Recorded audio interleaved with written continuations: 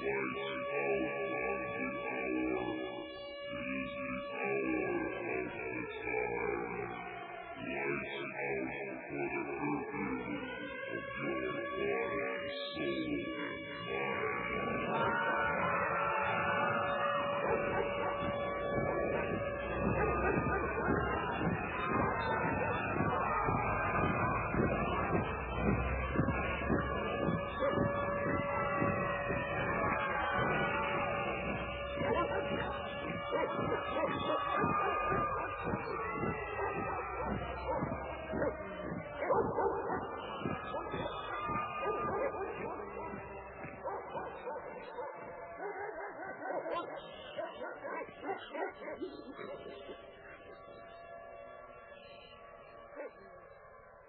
listening to The Hour of the Time. I'm Pooh. And I'm William Cooper. I pledge allegiance to the flag of the United States of America and to the republic for which it stands, one nation, under God, indivisible, with liberty and justice for all. You almost lost it, huh? But not quite. You were watching what I was doing, weren't you? Yep. You're my 5, pal. There you go. Well? You want to talk about something tonight or something? Like what?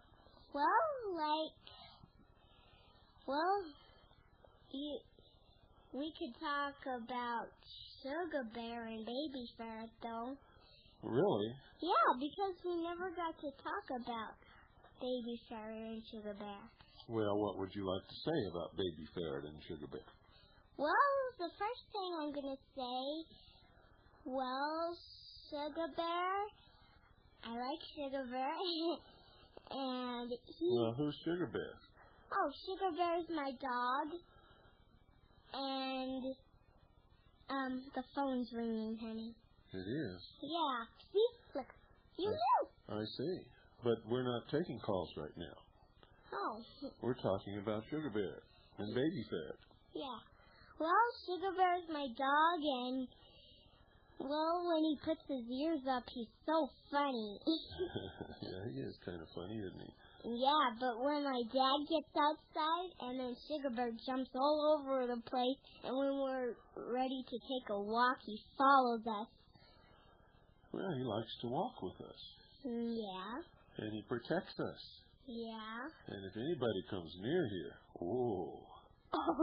what does he do? He barks, but he doesn't bite. Well, he doesn't bite us, but he'll bite anybody that he doesn't know that tries to be mean. Yeah, if he tries to bite you, then you don't want him to bite you, and then you try to hit him, he'll bite you. Oh, he'll tear you up. Well, what about Baby Ferret? Well, Baby Ferret, my mom gave her away now. Yeah, but she needed somebody that would play with her more. Yeah, but... Because you were so engrossed in your dog and playing outside, and Baby Ferret didn't like that.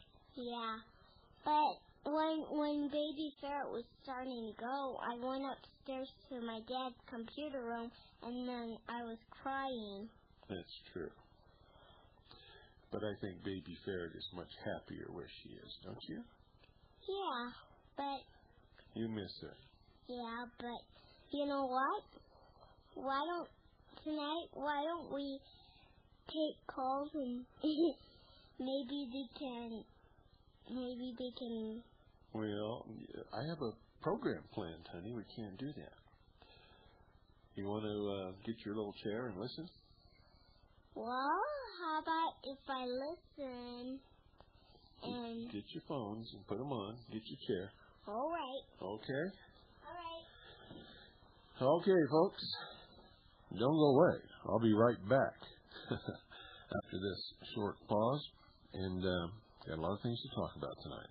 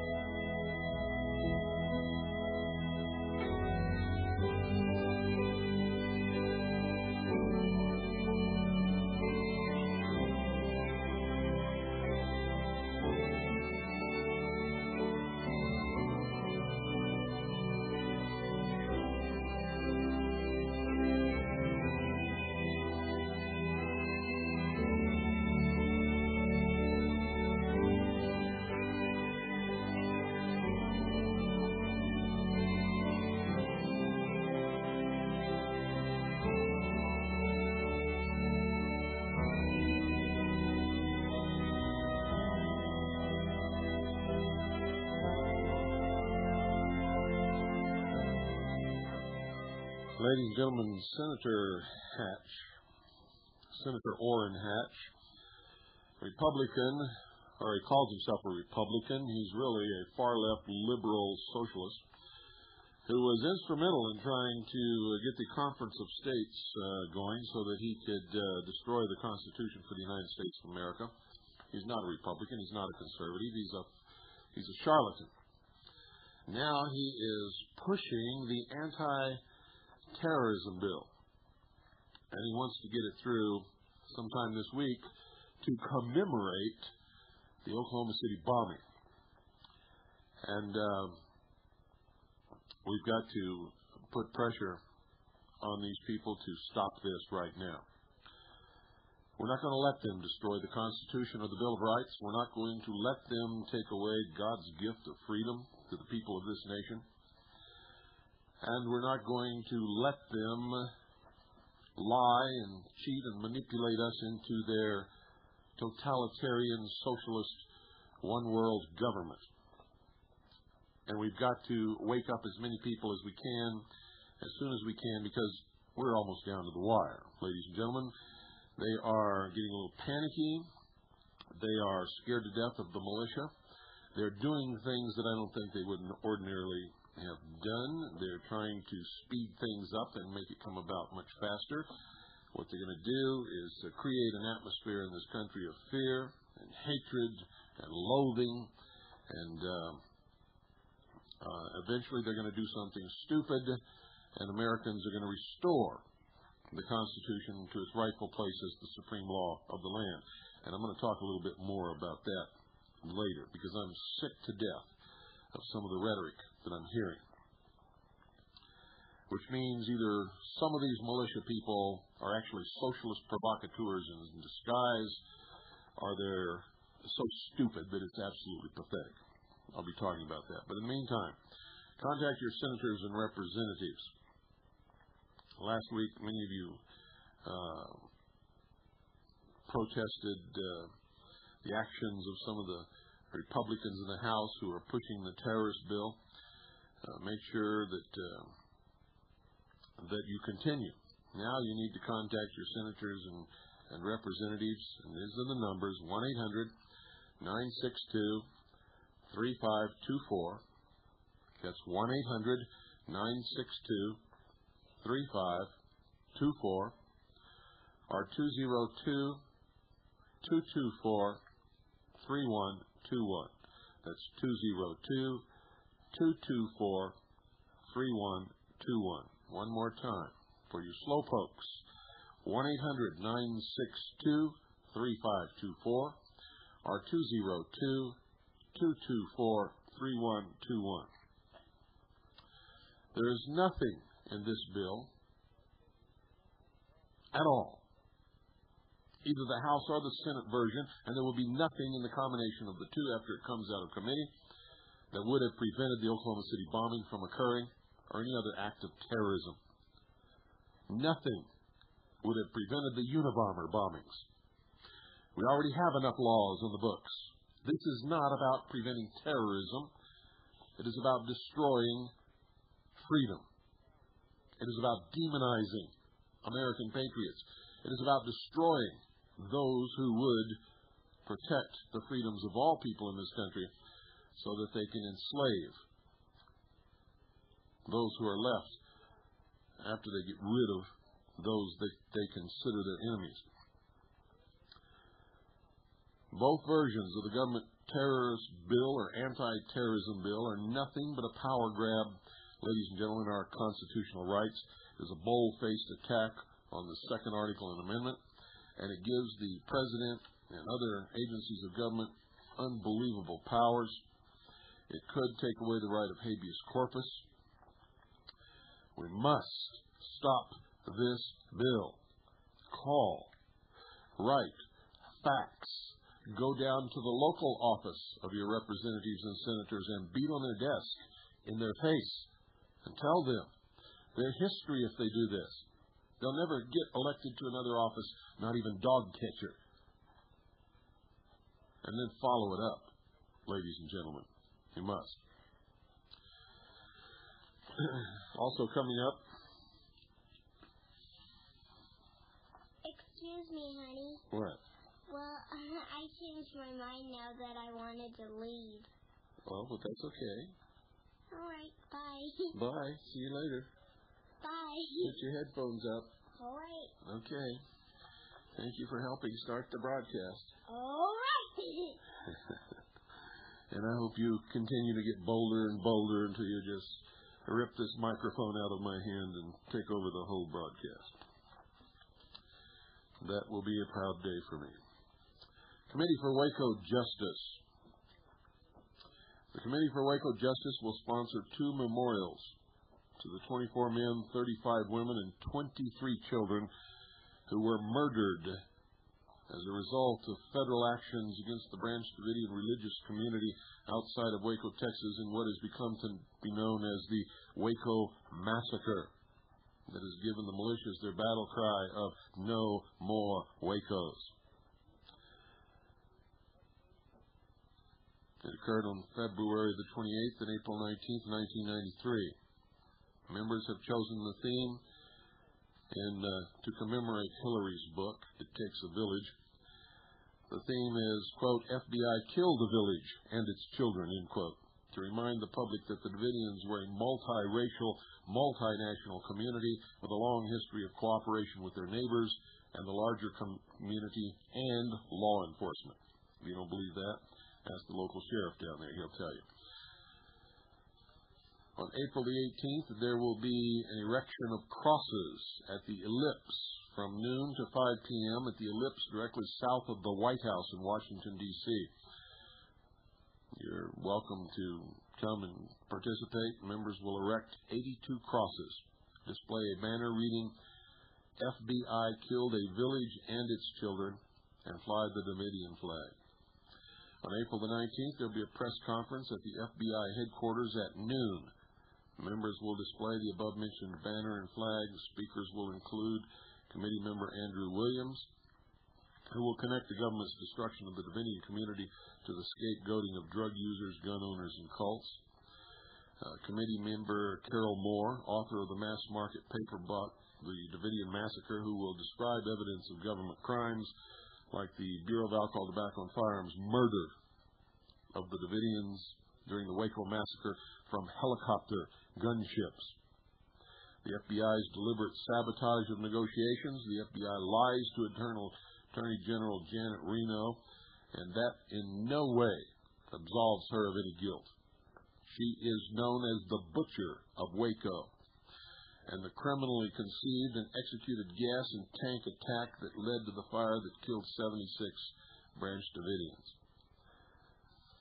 The book is published by Gun Owners Foundation, whose director, Larry Pratt, recently was falsely accused of bigotry.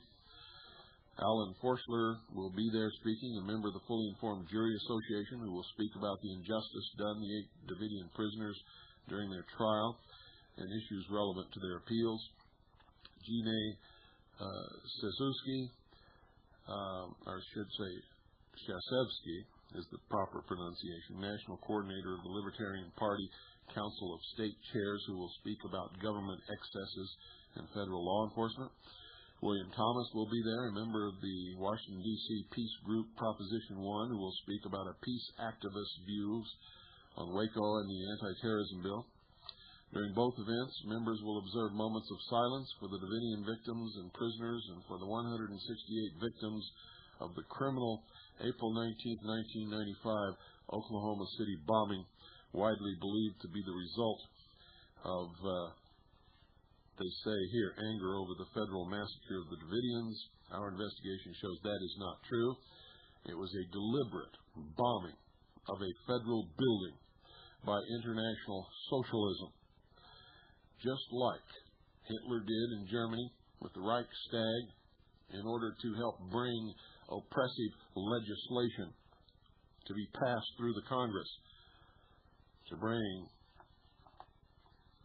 this country to its knees, destroy freedom, hasten the promulgation of world government. It is America's Reichstag. The Committee for Waco Justice approves of the FBI's tactful handling of the Freeman standoff in Montana, as do I, as does the Intelligence Service and the Second Continental Army of the Republic. Nevertheless, members demand prosecution of all Bureau of Alcohol, Tobacco, and Firearms and Federal Bureau of Investigation agents and officials responsible for the deaths of the 82 Davidians, and also for the deaths of Vicki Weaver and her son, the April the 19th, the year that happened. And members demand immediate pardons and freedom for the 8 remaining Branch Davidian prisoners who should not be in jail at all. So, that ought to give you something to think about. Remember, April the 19th is Friday.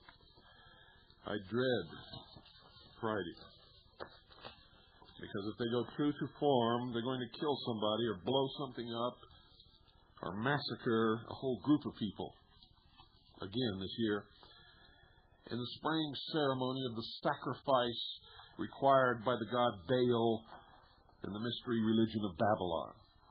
And that's what it's all about. If you don't believe that, get off your butts and start studying. I've proven it over and over and over again. Now, this is what I want to talk about right now. I'm going to read this to you. It makes me sick. And there's too much of this crap going on. Either these people are socialist provocateurs trying to instigate a revolution in this country to establish socialism as the government of not only this country but the world, or they're the stupidest bunch of jerks that ever put on shoes in the morning. And I'll tell you right now, you better get a handle on it. You better get these people out of your militias and out of your leadership and out of your organizations and send them on their way. Send them packing and tell them to shut up. They don't represent anybody. And they don't. This is from the Canton, Ohio paper, Tuesday, April 16th, 1996. The headline is, the name of the paper is The Repository, Canton, Ohio. It's on page A3, Tuesday, April 16th, 1996. That's today, folks. Federal attack would be act of war. Federal attack would be act of war. Columbiana militia leaders group prepared to retaliate if freemen are harmed. By Christina Wise, repository staff writer. I quote, "As the standoff in Montana continues, the leader of an Ohio unorganized militia group says his people will view any aggression by the government toward the freemen as an act of war. I believe that if they kill these people in Montana, that a defensive action is called for," Don Voss said. 13 states have agreed that it will be the federal government declaring war on the people, and at that point we will take out the federal government. Did you hear that, ladies and gentlemen? These are fools. He says, "We will stop the federal government in its tracks." Voss is referred to as the Brigadier General of the Columbiana County Unorganized Militia. He said militia members in Columbiana County are among those who will fight. "There are a lot of good people in Columbiana County," Voss said. "There are a lot of people who sit on the fence, who don't believe this can happen in America, but there are a lot of people in Columbiana County who will stand." Voss, who declined to say how many members his militia has, said that the militia would not declare war against citizens, just against representatives of the federal government. Voss is in Montana to monitor the situation and to report what he sees to members back home. He offered to serve as a negotiator between the freemen and the government, but was turned down. I wonder why. With rhetoric like that, he shouldn't even be in Montana. Earlier this month, he sent letters to militia members across the country asking them to come to Montana. He said that more members are expected to come out from Ohio to the 10,000-acre ranch owned by the freeman, Lyle Chamberlain, where he and others are staying. Voss said they are about 50 miles away from the standoff at the Freeman Ranch. Voss says he and other militia members in Montana will join the fray on the Freeman side if the standoff turns into a shootout. We're not here for an offensive, Voss said, but we would go there to help defend the freemen if they're fired on. He has been sending reports of black helicopters and armored personnel carriers to the troops back home, as well as affidavits purportedly written by relatives of Leroy Schweitzer that say the freeman leader is being tortured. In Ohio, David Lang, a representative of the Columbiana County Militia, agreed that militia actions would be defensive as opposed to offensive. But the definition of defensive is somewhat hazy. Well, I guess it is, where on the one hand, you're saying you're going to be defensive, on the other hand, you say you're going to take the government down. That's double talk. Not only double talk, it's stupid double talk. What do you think, everybody's stupid, Mr. Voss? Think they can't read you like a book when you talk like that? And it's not all that you've said. He goes on. I can't show you. Defensive as opposed to offensive. But the definition of defensive is somewhat hazy. Ask specifically what action local militia would take if the freemen are fired on. Lang declined to elaborate. I can't show you everything in our treasure chest, Lang said. It's not proper. We would take it as a very serious act by the FBI or the government. It would be a very serious act. Like Voss, Lang said he is concerned about what he perceives as a government cover-up of the treatment of Leroy Schweitzer by federal agents. Last week, Montana FBI agent Tom Ernst denied the allegations. If it resolves peacefully, then I guess it's resolved peacefully, Lang said. If it doesn't, I would say there's going to be a revolution. Revolution? Oh, really? Just what are you going to turn over and what are you going to install in its place? And who are these revolutionaries? That's socialist rhetoric. That's self-destructive. It's guaranteed to put you probably in a standoff one of these days with no help, because nobody's going to help a revolutionary in this country. Americans aren't interested in a revolution at all. Only socialists and communists want a revolution in this country, to destroy this country forever.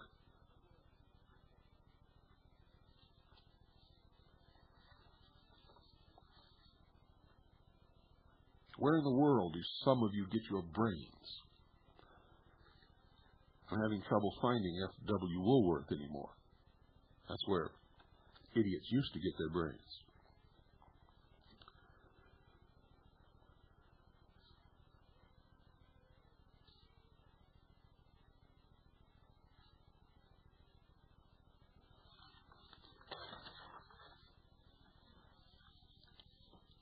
Across Ohio, it says, law enforcement agents have been on the alert for any unusual activities. Last week, Attorney General Betty Montgomery sent a memo to police across the state reminding them of Friday's anniversary of the Oklahoma City bombing and the destruction of the Branch Davidians at Waco, Texas. In Columbiana County, sheriff officials say they know of the situation but are not taking any special measures. We're basically aware of it, said Deputy Sergeant Alan Wong, but other than heightening our awareness, we have no reason to believe anything else will happen. We're not watching people's movements. Well, I have every reason to believe that something will happen. International socialism will make something happen. If they don't, it's going to surprise me right out of my chair. Already, there's been a bomb placed in a car, and a government agent has been wounded. I think 2 people were wounded by that bomb. And a phone call was made warning a government agency of the bomb, saying that Timothy McVeigh is alive and well. Now, what kind of rhetoric does that sound like? And then there was a bomb scare just within the last couple of days in Long Beach, California, in a government building. And the caller said that he represented Timothy McVeigh. That sounds like people we know all too well, doesn't it? Doesn't it, really? It's no patriot, I can tell you that. It's no member of any legitimate constitutionally and lawfully formed militia. I can also tell you that. Ladies and gentlemen, anybody in this country who wants to bring on a revolution is an enemy of the Republic, is my enemy, and is the enemy of the Second Continental Army of the Republic and every patriot and every legitimately, constitutionally, lawfully formed militia in this country. You want to talk revolution to me, you better be ready to go down, because I'll be the first one opposing you. There will be no revolution in this country by anyone, period. You're not going to take down the government. If you try it, you will be facing my weapons and the weapons of that force that I represent, which is sizable, I can assure you. And every other patriot and American and legitimately and constitutionally and lawfully formed militia in this country, you're not going to take down the government. You're not going to go after and kill all the representatives of the government either, because we're not going to let you. There's not going to be any of that French Revolution, communist, socialist crap bullshit in this country. And you're not going to instigate it, Mr. Voss and Mr. Lang, or Mr. Olson, or Mr. Kornke, and all of the other idiots out there who are trying to do your best to bring something like that about. It's not going to happen. And if it does, you're going to be the first ones that go down. That's a promise. If Americans move to do anything in this country, and eventually I believe they will be forced to do so, it will be a restoration, to restore the Constitution and the Bill of Rights to their legal and lawful place and rightful place as the supreme law of the land. It will be to clean up the government. It will be to arrest and hold for trial under the law those who have committed treason. It will be to restore the law, to enforce the laws of the Union, to suppress the insurrection that is currently going on, and to repel the invasion of anyone who might come to help that insurrection. I am tired of listening to fools. I'm tired of playing with idiots. I'm tired of watching all of you children run around, chase your tail, spouting off with rhetoric that you don't even know the meaning of.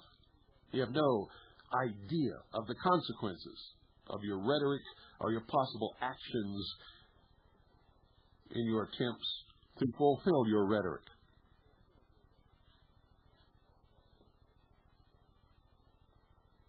Now, I hope that there are enough of you out there that understand what I'm talking about, that you'll take these people and get them in control or get rid of them and begin to be responsible Americans.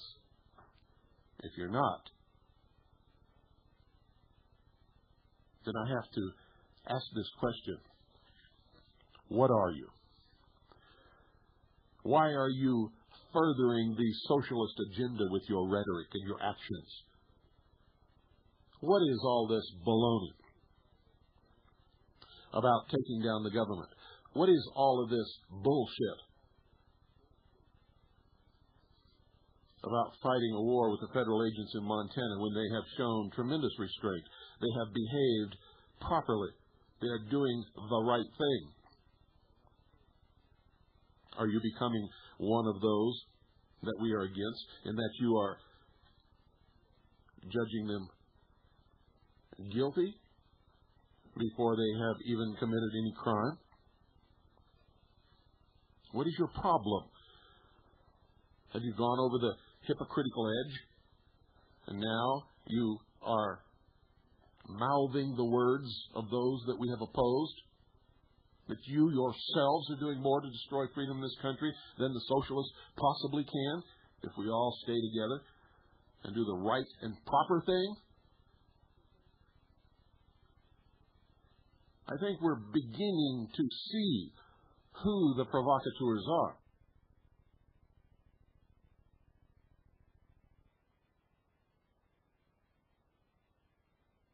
International socialism, and who are really patriots and really Americans and really militias.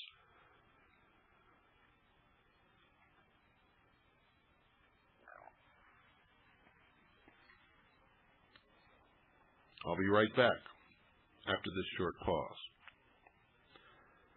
You better get a handle on it, folks, or the real Americans are going to leave you to your fate. And we will restore properly what needs to be restored.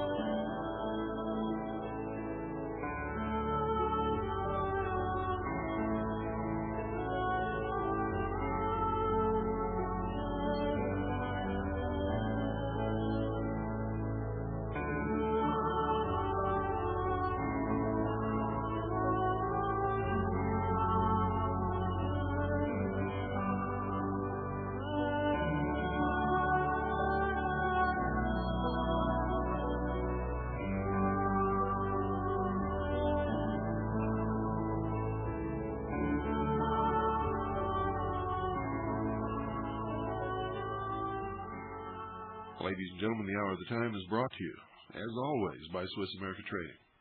Remember last year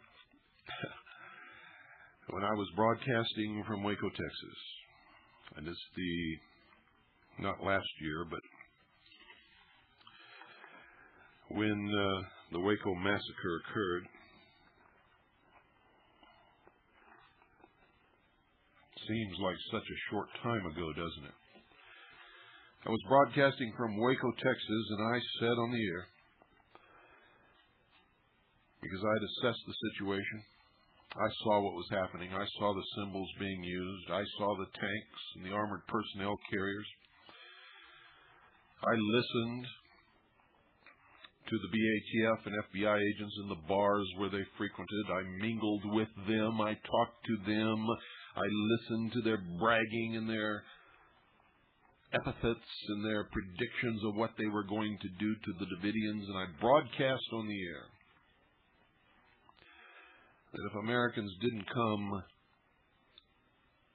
en masse and walk onto that property and stand between those federal Nazi jackbooted thugs and the Branch Davidians, that they would all be murdered. And in response to that very night, they burnt down WWCR, burnt it to the ground in an attempt to shut me up. Well, it didn't work. We got back on another station, and we broadcast to the world what was happening in Waco, Texas.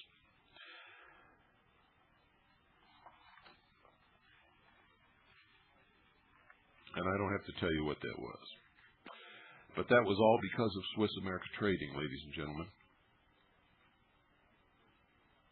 And I was able to tell the world from the site what was happening to those poor people. You owe Swiss America a debt of gratitude.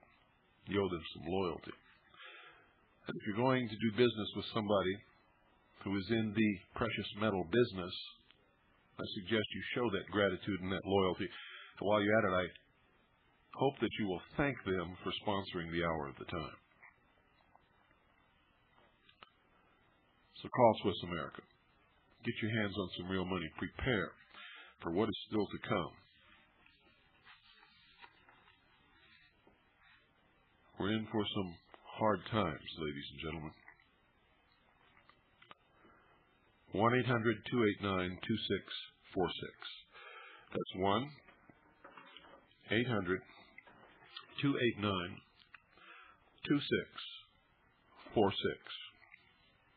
And do it now. You'll be glad that you did.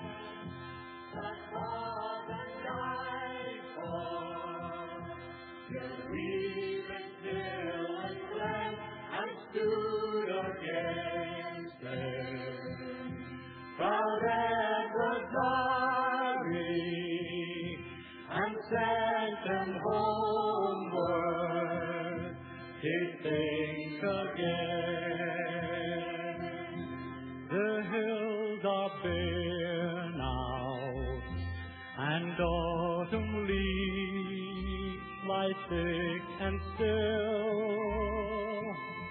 o'er land that is lost now, which those so dearly held and stood against them.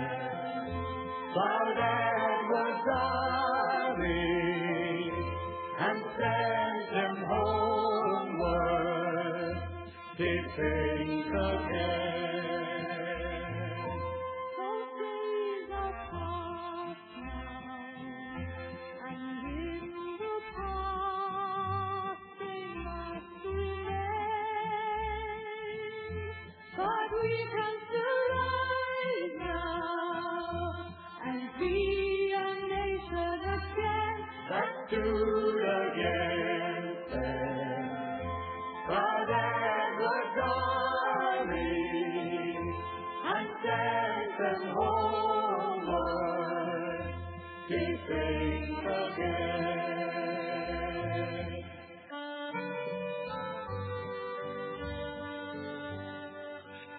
Well, folks, I guess you can tell from the music that I want to continue our discussion about Braveheart tonight. You see, the last thing I told you last night before I signed off was that I had told you the truth. I had missed the movie when it had come around, and I had been encouraged by everyone from all over the country, received calls and letters that I had to go see Braveheart. Well, if the movie came up here, I didn't see it. I didn't even know it was here, so I missed it. And there are not too many movie theaters up here. There are two over in Pinetop, Sholo area. And there's one little movie theater down here in Springerville. That's it, that I know of. If there's another one, I don't know anything about it. And so if Braveheart came, I missed it. But just recently, about a couple of weeks ago, Braveheart came to the video stores. And it was hard to get our hands on that tape, but we finally did, and I watched it. It brought tears to my eyes. It brought an emotion to my chest that I haven't experienced in years, ladies and gentlemen. And it was an extremely moving experience. Anyone who is so involved in something like what I am involved in is going to feel, I believe, the same way. I can't speak for everybody. Maybe they won't. But I believe sincerely in my heart that they will. And I was amazed last night that so many of you missed the most basic. And the reason I did that, folks, I didn't want you to, I didn't want any of your calls to be affected by anything that I might say about that movie. I wanted to hear from your hearts what you really thought about it and what you learned from it. And I was amazed that every caller missed the most important precursor for everything that happened in that movie. And I'm going to talk about it. But first I'm going to read this that I received today. It says, Bill, I did not know whether this was suitable, but I thought it was worth your attention considering your interest last night. My wife and I watched Braveheart on Monday night, right before your show. I set the tape, went to bed, and then listened to your show on my drive to and from work on Tuesday as usual. When you got to the Braveheart discussion, I was excited to hear it since we had just watched the movie last night. You see, Braveheart had a powerful impact on my views of our fight for our freedom. Parts of it brought tears to my eyes, and I don't cry during movies. In summary, the key points I picked up: 1, William Wallace learned that one must first know how to fight with his mind and then his hands. 2, classical education, learning about human nature, is invaluable. 3, Mel Gibson's message sounded exactly like your comments on Thursday, March the 11th, 1996, when you had Michelle on your show. In effect, no army of paid soldiers can defeat a nation of people united under a common bond of freedom, because freedom fighters fight with brave hearts. I picked up a strong undertone to the mysteries throughout the movie, especially with respect to how the king ruled and manipulated people. It appeared to me that William Wallace also understood the mysteries, but chose the truth instead. And finally, a question. Was this rebellion the peasants' rebellion that you discussed in your mystery series? Take care and keep your brave heart. Signed, Ken. P.S. I also gained a new respect for Mel Gibson. Well, the answer to your question is no, it wasn't the peasants' rebellion. That took place in Great Britain. But the rest of your letter was on target. But you still didn't catch the most important precursor to everything that happened.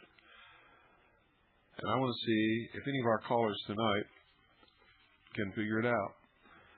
And if they can, that's great. If they can't, I'll tell you before I sign off tonight what it is that you've all missed that's so important about that broadcast. Good evening. You're on the air. Hello? Cooper. Yes. Well, I wanted to say last night I couldn't get in. I think it was about freedom, the last word she said before they chopped his head off. Well, that's correct, but that's not what I'm looking for. Not what you're looking for. Well, I'll tell you at the end of the hour if nobody guesses it. Okay, thank you. Thank you for calling. 520-333-4578 is the number. If you think you know what it is, give me a call. It's important. It is so important, ladies and gentlemen, that I can't believe that you missed it. And I can't believe that the phone is not ringing. For the first time in the history of this broadcast, when I've opened the phones, there, between that first call and right now, there's been a long, dead pause, and that's never happened in the history of this broadcast, which means that I made a lot of you think. Let's see if this caller can get it. Good evening. You're on the air. Yes, Mr. Cooper. Good evening. Richard calling you from Oklahoma. What I got out of the movie is that he didn't take the fight to anybody until the fight was brought to him. So that's true.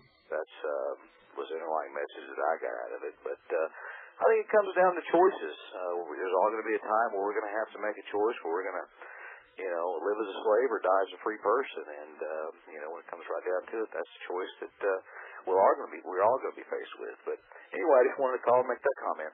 Okay, that's not what I was looking for, but you're right on a couple of things. Number one, in the beginning of the movie, he wasn't interested in fighting anybody. Right. They came to get him and wanted him to join the underground, the resistance against the king's soldiers and the oppression that they were living under. And he said, no, I don't want any of that. I want to farm the land and have some kids. And it wasn't until they actually brought the oppression to bear on him that he became interested in fighting them. And that's the way it is in this country right now. There's so many people who didn't get massacred at Waco, who haven't been under the heel, who haven't had a visit and a confiscation of all their property by the Internal Revenue Service or the Drug Enforcement Agency because their neighbor made an anonymous call because their fence is 2 inches off the property line and accused them of dealing drugs and they lost everything that they owned. So that's an important point, but that's not what I was looking for. Thanks for calling. Thank you very much. You're welcome. 520-333-4578. Good evening. You're on the air. Yes, hi, Bill. Is it, I noticed right at the beginning of the movie, the bad guy of the movie was Longshanks, the evil, cruel pagan. Is it paganism that you're talking about versus... No. In fact, in those days, most of them were pagan. Right. Even the ones who belonged to the primitive Christian church probably still practiced a lot of the old ancient pagan rituals. So how much of that movie was true? 100%, 90%? Well, I don't really know, and I don't think anybody really does know. From what I understand of history, it was pretty realistic. It was pretty true to what the history books say. When it comes down to actual dialogue and things like that, I don't really know, and I don't think anybody does. There are legends have grown up around William Wallace, some of which were presented in the movie. So he understood the mysteries, or he studied the history of him, I assume. How would he have understood the mysteries? Well, back in those days, all religion that was extant came from the mysteries. Most of what they call the profane, or the normal average people on the lower rung of the ladder, understood it as an exoteric interpretation and did not know the real secrets or the real meanings of the mysteries, but they understood that they existed. He was Catholic in the movie. In reality, wasn't there a lot of Protestants in the North and Scotland? Well, that didn't come until much later. Oh, right. Okay, I don't remember his. All right, well, thank you very much. You're welcome. 520-333-4578 is the number. Good evening. You're on the air. Hello. Hello, Bill. This is Greg from San Antonio. Hi, Greg. How you doing? I'll take a stab at what you're looking for there. Every time something came about, there was a meeting of these nobles. Were these nobles connected with the Scottish Freemasons? Well, we know that Robert the Bruce was one of the founders of the Scottish Rite of Freemasonry in Scotland. And he was one of these noblemen who betrayed William Wallace several times. He eventually led his country to dispel the English invaders and declare their independence. I don't know what changed his mind to do that, but he did it. That was the only thought I had come to mind. There's always the secret meetings behind the scenes there going on prior to whatever happened. Yeah. I just kept trying to figure where the Masons came into this since it was Scotland, and you mentioned the Scottish Rite. Robert the Bruce was instrumental in the establishment of Freemasonry in Scotland. He was one of the big players. In fact, he drew a lot of the old Knights Templars who were running away from the Pope and the King of France to him as supporters and as warriors. Thank you for calling. Okay, thank you, Bill. But that wasn't what I was looking for. 520-333-4578. I'm just absolutely amazed that none of you caught the significance of what I'm talking about. Good evening. You're on the air. Yes, Mr. Cooper. I saw the movie also, and I think the more pressing matter is I'm listening to your conversation this evening about the freemen and the militias. Have you made a statement, no more wacos on your station before? Yes, many times. Okay, do you think that if the freemen are attacked, they should be defended with arms?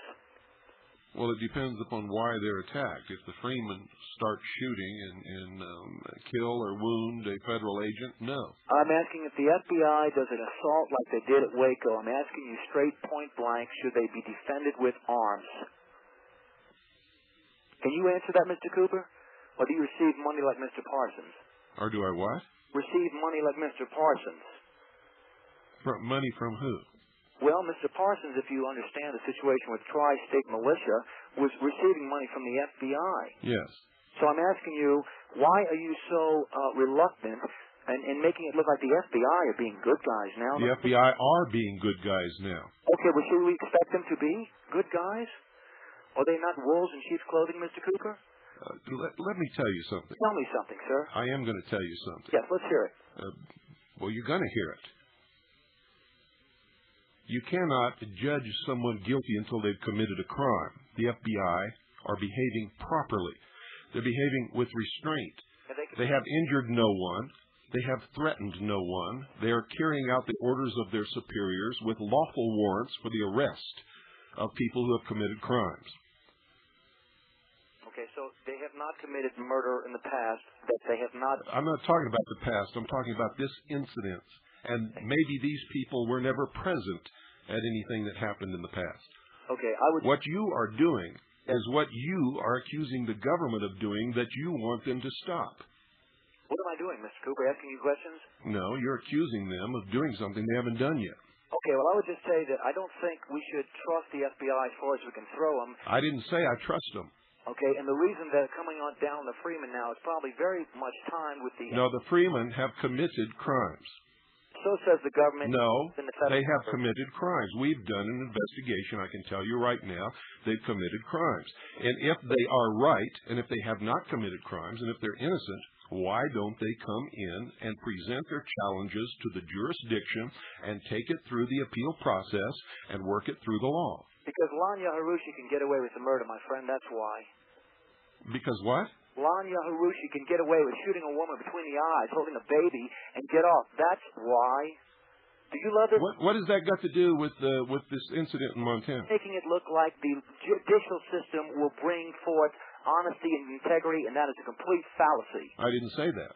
Well, I said the freemen claim that they're right under the law. If they're right under the law, it will stand up in the eyes of the law.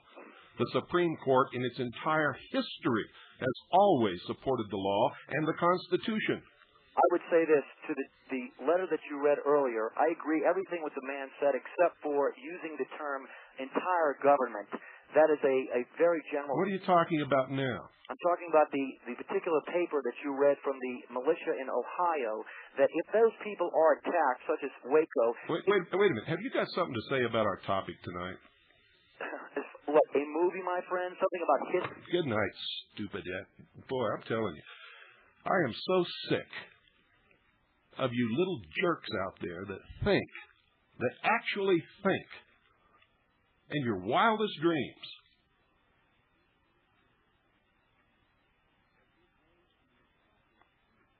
that you're going to accomplish anything with that kind of mindset and that kind of rhetoric. You're not going to do it. It's not going to happen. Good evening. You're on the air. Yes, Mr. Cooper? Yes. I would just like to say the thing I picked up most from Braveheart is that one man or one person can make the difference. That's the thing I picked up from the most. Yes, but that's not what I'm looking for. No? You're right about that. One man can make a difference. Okay, Mr. Cooper, thank you, and please keep up the good work, sir. You're welcome. And I think I'm a great representative of that. One man can make a tremendous difference in this world. All of you out there listening can make a difference if you choose the right way, trust in God, and just do it. And make sure it's the right way, not the stupid way, not the emotional way, not the socialist way, not playing into the hands of the enemies and doing all these stupid things that will bring you to be crushed under their heel. And that's exactly what's going to happen to that last caller.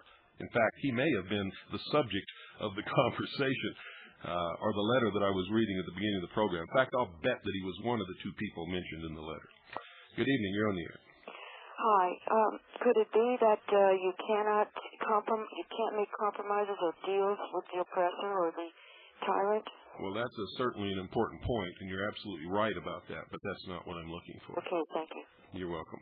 And you are right about that. You cannot make deals with people who lie and cheat and steal and manipulate. You make a deal with them, they just wait until your back is turned and you think everything's okay, and then they will do you in.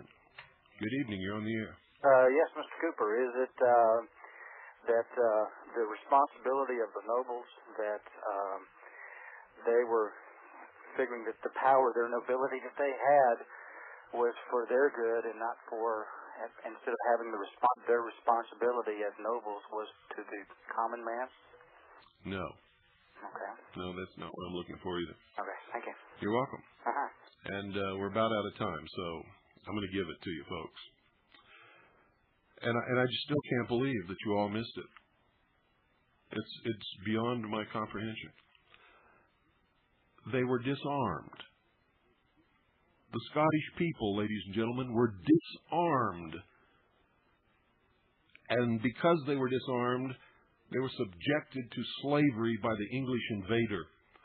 So much so that the lord of the manor could ride into their little village where they had a bunch of stones piled over a hole in the ground, that was their home, and take the bride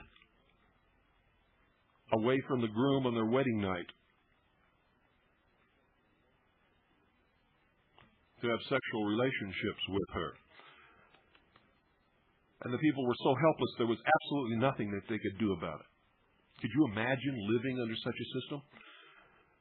Any disarmed people are subject to that kind of slavery, ladies and gentlemen. Any disarmed people. You cannot allow yourself to be disarmed under any circumstances whatsoever. That was the precursor to everything that happened to the Scottish people and to every people who have been enslaved in the entire history of the world. They have first been disarmed. Always. And after being disarmed, according to the research of the Jews for the preservation of firearms ownership,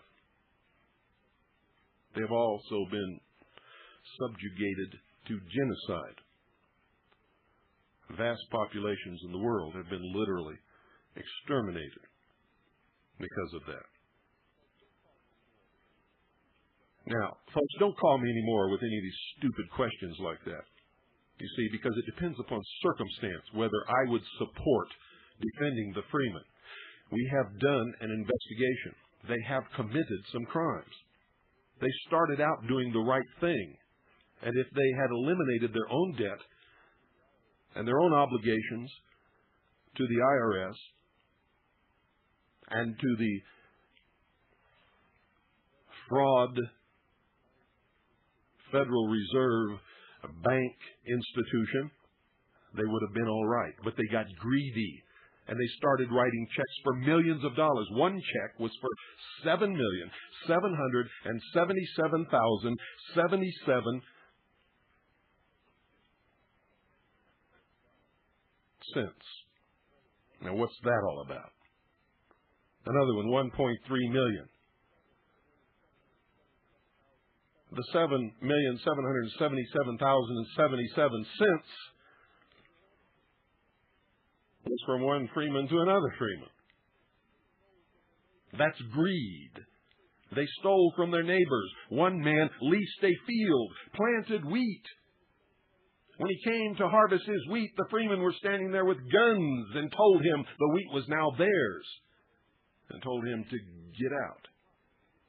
They filed notices in papers on property that didn't belong to them. And if nobody saw the notice and didn't respond, they took the property. So don't tell me this bullshit. Make sure that the cause that you're ready to die for is a good cause, a right cause, and will not bring shame and disgrace upon all of us. Good night, and God bless you all.